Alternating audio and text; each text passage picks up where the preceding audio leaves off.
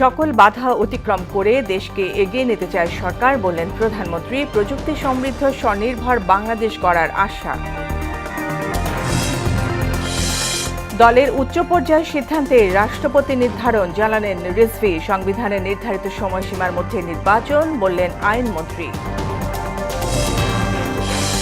টানা কয়েকদিনের গ্যাস সংকটের নাকাল রাজধানীবাসীর। চরম বিপাকে সিএনজি চালকরা, বাসাবাড়িতেও জ্বলছে না চুলা।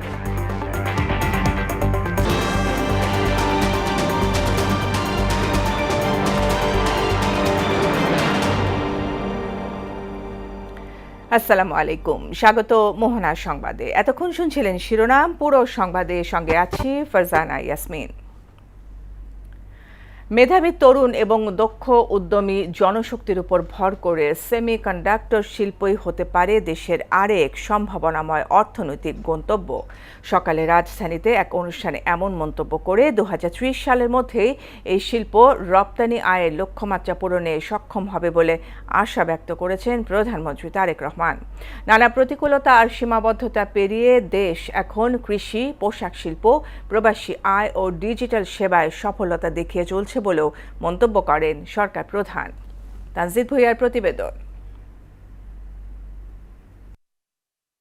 বাংলাদেশকে বৈশ্বিক সেমিকন্ডাক্টর ও ডিপ টেক উদ্ভাবনের কেন্দ্র হিসেবে গড়ে তুলতে national semiconductor symposium and BER সামিটের আয়োজন করে খাত সংশ্লিষ্টরা। রাজধানীর তেজগাঁওস্থ নব থিয়েটারের এ অনুষ্ঠানে প্রধান অতিথি হিসেবে যোগ দেন প্রধানমন্ত্রী তারেক রহমান।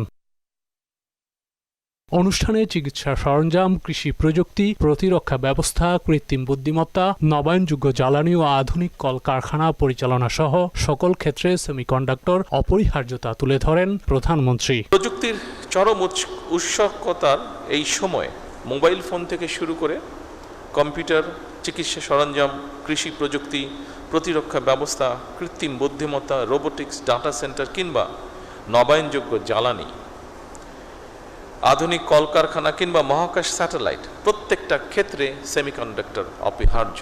সেমিকন্ডাক্টর শিল্পের জন্য ব্যবসা বান্ধব পরিবেশ সৃষ্টিতে সরকার নানা পরিকল্পনা বাস্তবায়নে কাজ শুরু করেছে বলেও জানান তিনি। এই মার্কেটে প্রবেশ করার জন্য বাংলাদেশের সামনে একটা অপার সম্ভাবনা এবং সুযোগ বিদ্যমান। আমি দৃঢ়ভাবে আশা করি 2030 সালের মধ্যে সেমিকন্ডাক্টর শিল্প থেকে রফতানি আয়ের যে লক্ষ্যমাত্রা নির্ধারণ করা হয়েছে, ইনশাল্লাহ বাংলাদেশ সেটা পূরণ করতে সক্ষম হবে।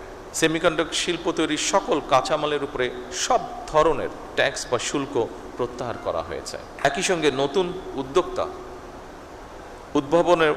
উদ্ভাবন বাস্তবায়নের জন্য সরকার প্রথমবারের মতন বছরে 500 কোটি টাকার স্টার্ট আপ অনুদানও রেখেছে। 2030 সালের মধ্যে সেমিকন্ডাক্টর শিল্প রপ্তানি আয়ের নির্ধারিত লক্ষ্যমাত্রা পূরণে সক্ষম হবে বলেও আশা ব্যক্ত করেন তিনি। আমাদের সামনে নিঃসন্দেহে বহুমাত্রিক চ্যালেঞ্জ আছে, দক্ষতার হয়তোবা ঘাটতিও আছে ক্ষেত্র বিশেষে, ল্যাবের সীমাবদ্ধতা আছেই, বিনিয়োগেরও হয়তো সীমাবদ্ধতা আছে, আন্তর্জাতিক বাজারে কঠিন প্রতিযোগিতাও রয়েছে। তবে সকল সীমাবদ্ধতাকে অতিক্রম করে এগিয়ে যাওয়ার অদম্য ইচ্ছাই কিন্তু আমাদের রয়েছে। আপনাদের সেই অদম্য ইচ্ছাকে কাঙ্ক্ষিত লক্ষ্যে পৌঁছে দেবার জন্য সাধ্য এবং সামর্থ্যের সবটুকু দিয়ে ইনশাল্লাহ বর্তমান সরকার আপনাদের পাশে রয়েছে এবং থাকবে। নানা প্রতিকূলতা সত্ত্বেও দেশ কৃষি, শিল্প, প্রবাসী আয় ও ডিজিটাল সেবায় সফলতা দেখিয়ে চলছে বলেও জানান সরকার প্রধান। আমাদের মেধাবী, তারুণ্য, দক্ষ এবং উদ্যমী জনশক্তির উদ্ভাবনী শক্তির উপরে ভর করে পোশাক শিল্পের পরে, যেটি আমি দৃঢ়ভাবে বিশ্বাস করি, পোশাক শিল্পের পরে সেমিকন্ডাক্টর শিল্পই হতে পারে বাংলাদেশের জন্য আরেকটি সম্ভাবনায় অর্থনৈতিক গন্তব্য। পরে সামিটে অংশ নেয়া বিভিন্ন দেশের নানা উদ্ভাবনী স্টল ঘুরে দেখেন তারেক রহমান। তানজিদ ভুঁইয়া, মোহনা সংবাদ, ঢাকা।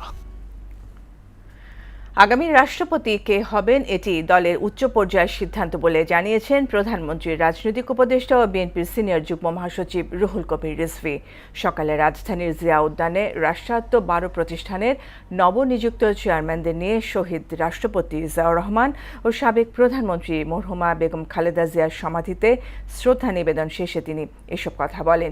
বিভিন্ন রাজনৈতিক দলের পদত্যাগকৃত রাষ্ট্রপতির বিচারের দাবির বিষয়টিও দলীয় সিদ্ধান্ত বলেও জানান জানান তিনি। নতুন নিয়োগপ্রাপ্ত চেয়ারম্যানরা সততা ও নিষ্ঠার সাথে দায়িত্ব পালন করবেন বলেও আশা করেন রিজভী। যে রাষ্ট্রপতির ব্যাপারে কি সিদ্ধান্ত হবে, এটা দল সিদ্ধান্ত যখন নেবে তখন নেবে, কি নেবে সেটা দল জানে। উচ্চতর নীতি নির্ধারণী ফোরাম আছে, নির্বাহী কমিটি আছে, সেটা দলের বিষয়। আমি ব্যক্তি মানুষ হিসেবে, দলের সিনিয়র যুগ্ম মহাসচিব হিসেবে শুধু ওইটিকেই বলি যে তিনি পদত্যাগ করেছেন তার শারীরিক অবস্থার অবনতি হবে। ঠিক আছে। সংবিধানে নির্ধারিত সময়সীমার মধ্যেই নতুন রাষ্ট্রপতি নির্বাচন অনুষ্ঠিত হবে বলে জানিয়েছেন আইনমন্ত্রী মোহাম্মদ আসাদুজ্জামান। এ নিয়ে বিশেষ অধিবেশন ডাকার মতো পরিস্থিতি এখনও সৃষ্টি হয়নি বলেও উল্লেখ করেন তিনি। সকালে রাজধানীতে সিডাপ মিলনায়তনে মানবাধিকার বিষয়ক এক অনুষ্ঠানে অংশ নিয়ে তিনি এসব কথা বলেন। এ সময় সদ্য সাবেক রাষ্ট্রপতির বিরুদ্ধে আগের কোনো মামলা থাকলে তা খতিয়ে দেখা হবে বলেও জানান আইনমন্ত্রী। সংবিধানের 123(2) অনুচ্ছেদ অনুসারে 90 দিনের মধ্যে রাষ্ট্রপতির পদত্যাগের 90 দিনের মধ্যে নতুন রাষ্ট্রপতি নির্বাচন করতে হবে। গতকাল ছিল 23শে জুলাই, 24শে জুলাই।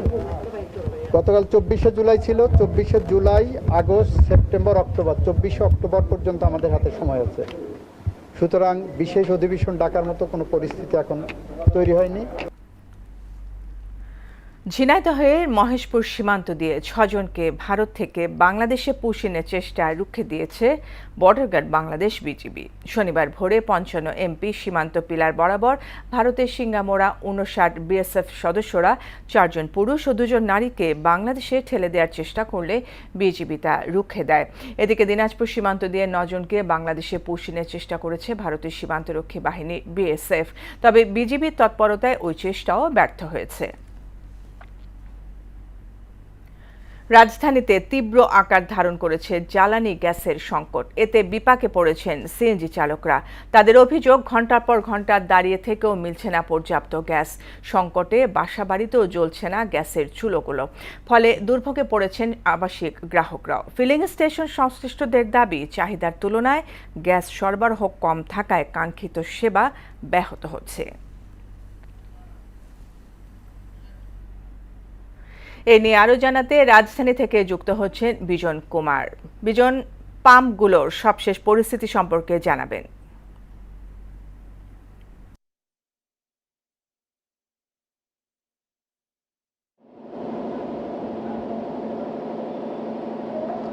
ফারজানা, আপনাকে ধন্যবাদ। আমি এই মুহূর্তে মিরপুরের একটি ফিলিং স্টেশনে রয়েছে এবং এখান থেকে প্রায় আমরা একটু যদি পিছনের যে চিত্রটি আপনি দেখতে পাচ্ছেন, যে একেবারে ফিলিং স্টেশনের যে এই যেখানে মিটারগুলো রয়েছে সেখানে একটি দীর্ঘ সারি সিএনজির চালিত যে বাহনগুলো রয়েছে সেগুলো, এবং এই যে সারিটি সেটি কিন্তু অনেক দূর পর্যন্ত চলে গেছে।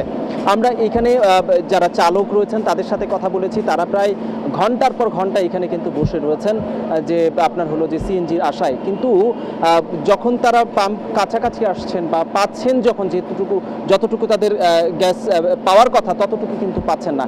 এবং এই বিষয়ে কিন্তু আমি এখানে যারা রয়েছেন, অর্থাৎ যারা দায়িত্বশীল রয়েছেন তাদের সাথে কথা বলেছি। তারা একটি বিষয় বলেছেন যে সরবরাহ কম থাকায় কিন্তু আপনার হলো যে আপনার এই গ্যাসের সংকটটি কিন্তু রয়েছে।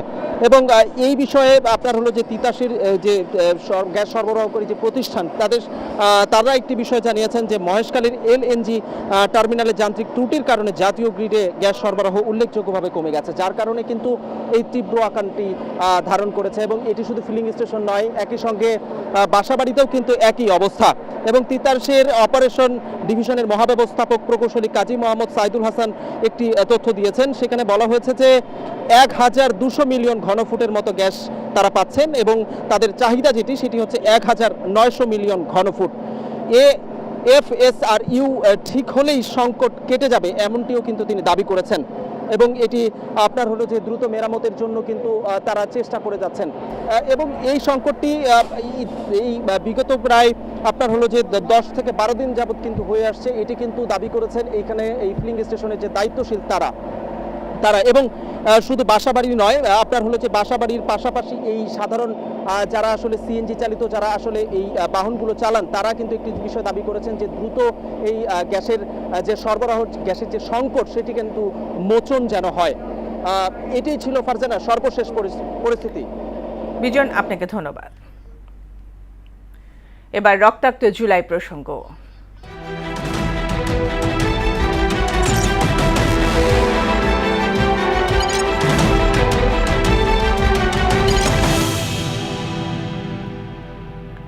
ইতিহাসের বাঁক বদলকারী ঘটনা জুলাই অভ্যুত্থান, যেখানে স্বৈরশাসকদের দমনপীড়নের সামনে ঢাল হয়ে শিক্ষার্থীদের রক্ষা করেছিলেন শিক্ষকরা। পুলিশের কাছ থেকে ছেলে মেয়েদের ছাড়িয়ে আনার পাশাপাশি পেটোয়া বাহিনীর হাত থেকে বাঁচাতে গিয়ে আহত হন অনেক শিক্ষক। ছাত্র জনতার প্রতিরোধ যাত্রায় শিক্ষক সমাজের ইতিবাচক ভূমিকার কারণে রচিত হয় এক মহাকাব্যিক রক্তিম ইতিহাস। জুলাই আন্দোলনে শিক্ষকদের অংশগ্রহণ নিয়ে বিস্তারিত জানাচ্ছেন মফিউর রহমান। ঢাকা বিশ্ববিদ্যালয় এলাকার বর্তমান চিত্র এটি। শান্ত পরিবেশ, যেন স্নিগ্ধতার প্রলেপ টিএসসি আর কলা ভবনে।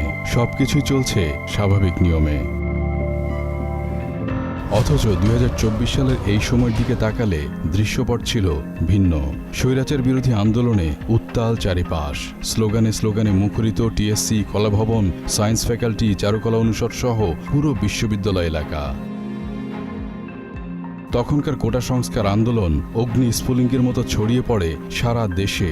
রংপুরে আবু সাইদ সহ আরও শিক্ষার্থীর মৃত্যু যেন মানুষের শিরায় আগুন জ্বালিয়ে দেয়। কোটা আন্দোলন গিয়ে ঠেকল সরকার পতনের এক দফায়। ২৪-এর উত্তাল দিনে তৎকালীন ক্ষমতাসীনদের নৃশংসতার কথা মনে উঠলে এখনও আটকে ওঠেন অনেক শিক্ষার্থী। বলেন, এক পর্যায়ে মনে হচ্ছিল দানবের থাবা থেকে হয়তো বাঁচতে পারবেন না। তখন পিতার স্নেহ, মায়ের মমতায় হায়নাদের হাত থেকে বাঁচাতে এগিয়ে আসেন শিক্ষকরা। তারা যেহেতু আমাদের সহযোগিতা করেছে, তখন আমরা বুঝতে পারছি যে এটা আসলে আমাদের যৌক্তিক আন্দোলন। কিছু শিক্ষক যারা নিজেদের নীতি, ন্যায়, নৈতিকতায় অটল ছিলেন, তারা অবশ্যই আমাদেরকে সমর্থন দিয়েছেন এবং তারা পরামর্শ দিয়ে সবসময় ছিলেন। আন্দোলনকালে শিক্ষার্থীদের ওপর স্বৈরাচার বাহিনীর নির্যাতন মেনে নিতে পারেনি পিতৃতুল্য শিক্ষকরা। তারাও যুক্ত হন আন্দোলনে। ২০২৪ সালের যে জুলাইয়ের যে ছাত্র আন্দোলন, শিক্ষকদের একটা বড় অংশ বলা যায় এই আন্দোলনকে সাপোর্ট দেওয়ার একটা প্রেক্ষাপট তৈরি হয়েছিল। সেই প্রেক্ষাপটটা তখন তাদের নৈতিক দায়বদ্ধতা থেকেই তারা অংশগ্রহণ করেছিল। শিক্ষকদের একটা অংশ যারা আন্দোলনের পক্ষে ছিল, তারা ছাত্রদের সাথে একাত্মতা পোষণ করে ছাত্রদের সাথে আন্দোলন করেছে। হাসিনা প্রশাসনের মদতপৃষ্ট পুলিশের হাত থেকে ছাত্রছাত্রীদের রক্ষা করতে গিয়ে আহত হন অনেকে। শিক্ষকরা যখন ছাত্রদেরকে সেভ করার জন্য যেত, তখনও কিন্তু শিক্ষক জিনিসটা শিক্ষক হিসেবে দেখা হতো না।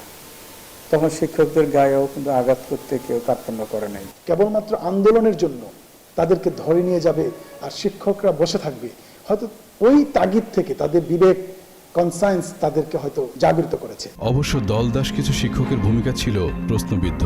তারা সবসময় চেয়েছে আন্দোলন দমন করতে। আরেকটা পক্ষ চেয়েছে না আন্দোলন না হোক, তাদের সরকার আছে সেটাই সাস্টেন হোক। শত চেষ্টা, সহস্র বুলেটেও দমিয়ে রাখা যায়নি ছাত্র জনতার সেই আন্দোলন। রক্তের বিনিময়ে তেজি তরুণরা প্রতিষ্ঠা করে বৈষম্যহীন বাংলাদেশ। মফিউর রহমান, মোহনা সংবাদ, ঢাকা। ২০২৪ সালের ২৫ জুলাই কোটা সংস্কার আন্দোলনকে কেন্দ্র করে সহিংসতার ঘটনায় তখনও থমথমে পুরো দেশ। দমনপীড়নের পাশাপাশি গণগ্রেফতার অব্যাহত রাখে তৎকালীন স্বৈরাচার সরকার আওয়ামী লীগ। এদিন ক্ষতিগ্রস্ত মেট্রো রেল পরিদর্শনে গিয়ে অবকাঠামোর জন্য কান্নায় ভেঙে পড়েন শেখ হাসিনা। অথচ শত সহস্র আন্দোলনকারীর মৃত্যুতে অনুকম্পা না থাকায় বাড়তে থাকে দ্রোহের আগুন। তানজিদ ভুঁইয়ার প্রতিবেদন। স্বাধীনতা পরবর্তী বাংলাদেশে গুরুত্বপূর্ণ পালাবদলের ক্ষণ ২০২৪ সালের জুলাই মাস। ওই বছরের ২৫ জুলাই দিনটি ছিল বৃহস্পতিবার। সরকারি বেসরকারি অফিস, ব্যাংক দ্বিতীয় দিনের মতো বেলা ১১টায় শুরু হয়ে চলে বিকেল ৩টা পর্যন্ত। ঢাকা মহানগর ও ঢাকা জেলা, গাজীপুর মহানগর ও গাজীপুর জেলা, নরসিংদী ও নারায়ণগঞ্জে ওই দিনও সকাল ১০টা থেকে বিকাল ৫টা পর্যন্ত কারফিউ শিথিল থাকে। সারা দেশে আইনশৃঙ্খলা বাহিনীর অভিযানে আরও প্রায় 1400 জনকে গ্রেফতার করা হয়। এর মধ্যে রাজধানী ঢাকায় গ্রেফতার করা হয় 641 জনকে। 2024 সালের 25 জুলাই কেবল র্যাবের হাতেই আটক হয় 228 জন। এমনকি আন্দোলনের বিভিন্ন পর্যায়ে হেলিকপ্টার থেকে গুলি করতে দেখা যায় এই বাহিনীটিকে। হেলিকপ্টার থেকে টিয়ার শেল এবং সাউন্ড গ্রেনেডের মাধ্যমে তাদেরকে ছত্রভঙ্গ করা হয়। শিক্ষার্থীদের দাবি এবং তাদের রক্তের দাগ উপেক্ষা করে এদিন উস্কানিমূলক বক্তব্য রাখেন আওয়ামী লীগের নেতা ওবায়দুল কাদের ও ফজলে নূর তাপস। তখনও আন্দোলনকে বিএনপি জামায়াতের ষড়যন্ত্র বলে উল্লেখ করার চেষ্টা করেন তারা। এছাড়া 25 জুলাই হাসপাতালে চিকিৎসাধীন আরও 3 আন্দোলনকারীর মৃত্যু হয়। সব মিলিয়ে মৃত্যু বেড়ে যায় 203 জনে। আন্তর্জাতিক মানবাধিকার সংস্থা অ্যামনেস্টি ইন্টারন্যাশনাল এক প্রতিবেদনে জানায়, জুলাই আন্দোলন ঠেকাতে প্রাণঘাতী অস্ত্র ব্যবহার করেছে পুলিশ। সরকারি বাহিনীর দমন পীড়ন, হাসপাতালে কাতরাচ্ছেন আন্দোলনে আহতরা, সারা দেশে বিঘ্ন ইন্টারনেট সেবা। এমন পরিস্থিতির মধ্যেই 25 জুলাই মিরপুর 10 নম্বরে ক্ষতিগ্রস্ত মেট্রো স্টেশন পরিদর্শন করেন তৎকালীন প্রধানমন্ত্রী শেখ হাসিনা। স্থাপনার ক্ষতির জন্য জনগণের কাছে বিচার চান তিনি। অথচ জুলাই হতাহতের জন্য তার কণ্ঠে ছিল না লেশমাত্র অনুশোচনা। আমি নিন্দা করার ভাষা পাচ্ছি না।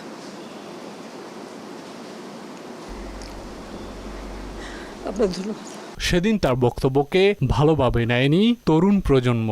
মুহূর্তেই সে সময়ের কথা ছড়িয়ে দেন শিক্ষার্থীরা। সেদিনের ঘটনা বর্ণনা করেন এই ছাত্রদল নেত্রী। বাংলাদেশ জাতীয়তাবাদী ছাত্রদল শিক্ষার্থীদের সমর্থন জানিয়ে এই বৈষম্য বিরোধী আন্দোলনকে সফল করার জন্য পরোক্ষভাবে আমরা প্রথম থেকেই সক্রিয় ছিলাম।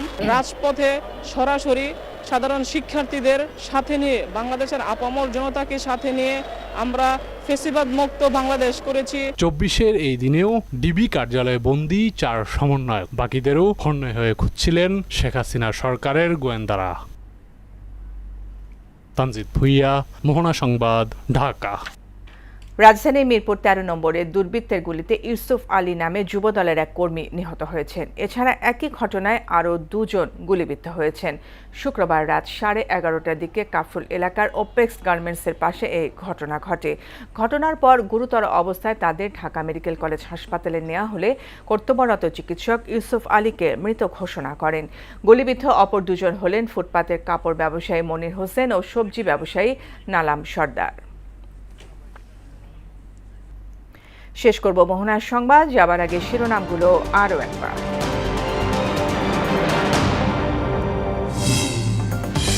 সকল বাধা অতিক্রম করে দেশকে এগিয়ে নিতে চায় সরকার, বললেন প্রধানমন্ত্রী। প্রযুক্তি সমৃদ্ধ স্বনির্ভর বাংলাদেশ গড়ার আশা। দলের উচ্চ পর্যায়ের সিদ্ধান্তে রাষ্ট্রপতি নির্ধারণ, জানালেন রিজভী। সংবিধানের নির্ধারিত সময়সীমার মধ্যে নির্বাচন, বললেন আইনমন্ত্রী। টানা কয়েকদিনের গ্যাস সংকটের নাকাল রাজধানীবাসী। চরম বিপাকে সিএনজি চালকরা, বাসাবাড়িতেও জ্বলছে না চুলা।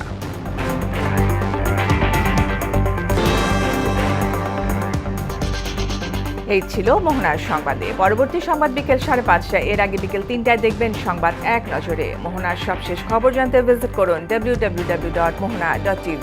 সংবাদ দেখতে পারেন ফেসবুক, ইউটিউবে। এতক্ষণ সঙ্গে থাকার জন্য ধন্যবাদ সবাইকে।